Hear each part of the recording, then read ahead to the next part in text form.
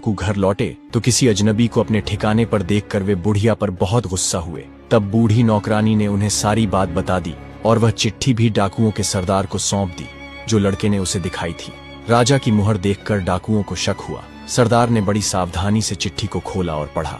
उसमें लिखा था कि जैसे ही यह लड़का रानी के पास पहुंचे उसे मरवा कर महल से दूर दफनवा देना। सोते हुए उस मासूम बच्चे को देखकर सरदार को उस पर बहुत तरस आया। उसने वह चिट्ठी फाड़ दी और उसकी जगह एक नई चिट्ठी लिखकर उसमें रख दी।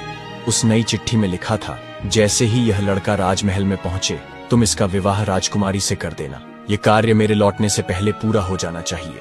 इतना लिखकर सरदार ने वह पत्र उस लड़के के पास में रख दिया और सुबह होने से पहले ही डाकू वहां से चले गए। सुबह जब वह लड़का सोकर उठा तो उस बूढ़ी ने उसे कुछ जलपान कराया। फिर वह लड़का राजमहल की ओर चल पड़ा। राजमहल पहुंचकर उसने वह खत रानी माँ तक पहुंचा दिया। रानी ने जब खत पढ़ा तो उसे बड़ा आश्चर्य हुआ कि राजा ने यह कैसी आज्ञा दी है, एक अनजान लड़के से अपनी राजकुमारी का विवाह करने की। रानी ने देखा कि खत पर राजा की साक्षी मोहर लगी हुई थी, इसलिए उसने सोचा कि यह कोई धोखा भी नहीं हो सकता। राजा के वापस आने से पहले ही उसे अपनी बेटी का विवाह इस लड़के से करना था। रानी ने लड़के को अपने पास बुलाया। उसका भोला भाला और सुंदर चेहरा देखकर रानी को वह लड़का बहुत पसंद आया और उसने अगले ही दिन अपनी बेटी का विवाह उससे कर दिया। लड़का राजकुमारी के साथ सुखपूर्वक उस महल में ही रहने लगा। कुछ महीनों बाद राजा वापस अपने राजमहल में आया तो वह उस लड़के के बारे में जानने के लिए बहुत उत्सुक था। उसने महारानी से पूछा, उस खत वाले लड़के का क्या हुआ? महारानी बोली, आपके कहे अनुसार मैंने उस लड़के का विवाह अपनी राजकुमारी से करवा दिया।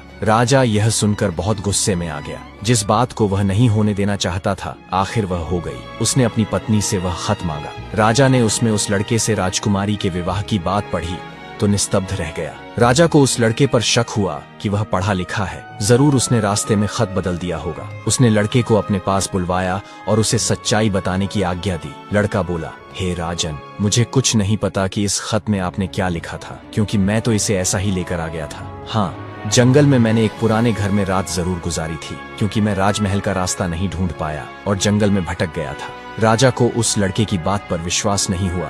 वैसे भी राजा को उस लड़के से बहुत नफरत थी। वह नहीं चाहता था कि उसकी बेटी से शादी करने के बाद वह इस राज्य का राजा बने। वह लड़के से बोला, मेरी गैर हाजिरी में रानी ने मेरी बेटी की शादी तुझ कंगाल से कर दी है, पर मैं इस शादी को तब तक अपनी सहमति नहीं दूंगा जब तक तू मुझे शैतान के 3 सोने के बाल नहीं लाकर देगा। जब तू वो 3 सोने के बाल मुझे देगा तभी सही मायनों में उसका पति बन पाएगा। राजा ने यह असंभव शर्त इसलिए रखी थी ताकि वह लड़का सोने के 3 बालों की तलाश में कहीं मर खप जाए। लड़के को पता था अगर वह राजा की बात नहीं मानेगा तो राजा उसे मरवा देगा, इसलिए उसने सोचा कि क्यों न कोशिश की जाए, शायद वह